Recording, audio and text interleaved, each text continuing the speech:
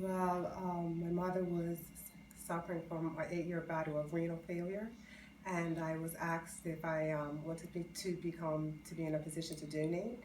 So I then took the measures of losing weight to be healthy, because as long as you're overweight or you're not in a healthy state, you won't be looked at as a candidate. So that's what prompted my weight loss journey. How long ago was that? That was maybe about almost 4 years ago now.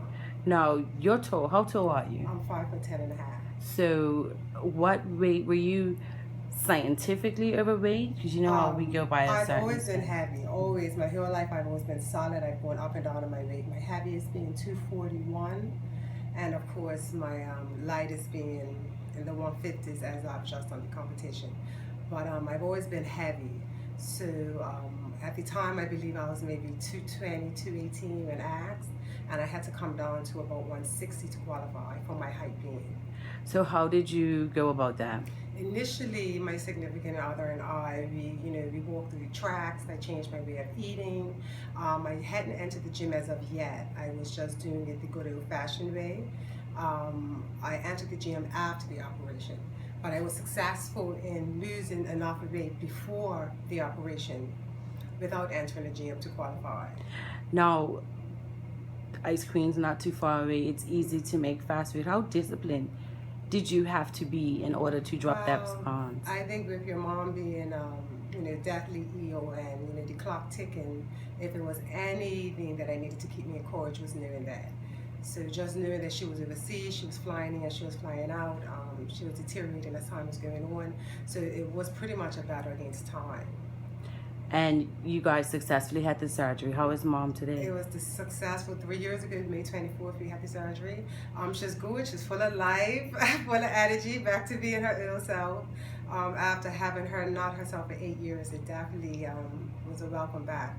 It's a nice feeling to be able to call her up and not have the conversation lead towards health. It's nice to be able to talk about other things and, see her regain her life at a stage in her life when she should.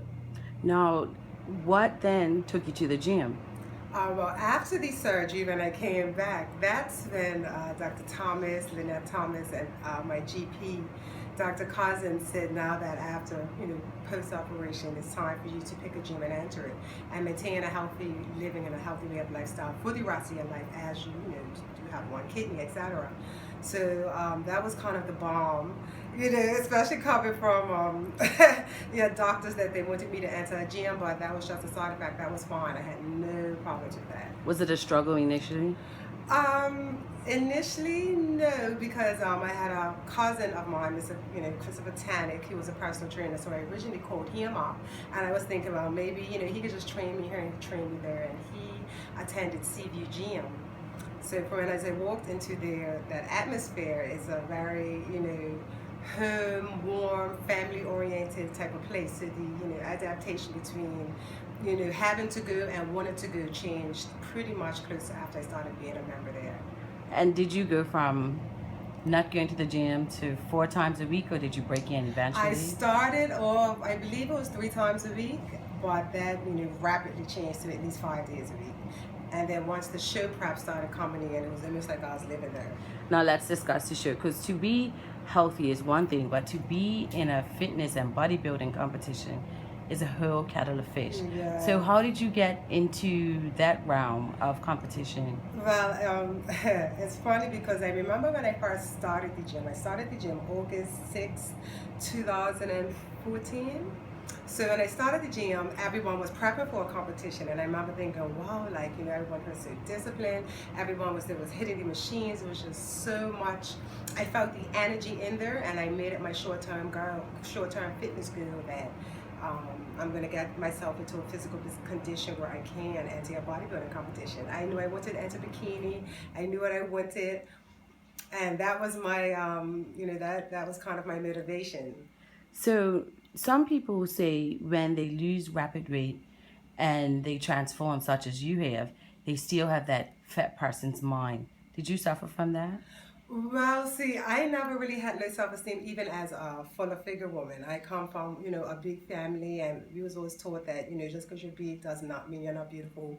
So I never really had to adapt from being the fat girl to the skinny girl, other than, I had a body. I was able to wear certain things that I was unable to wear. And, you feel good, you feel more physically healthy.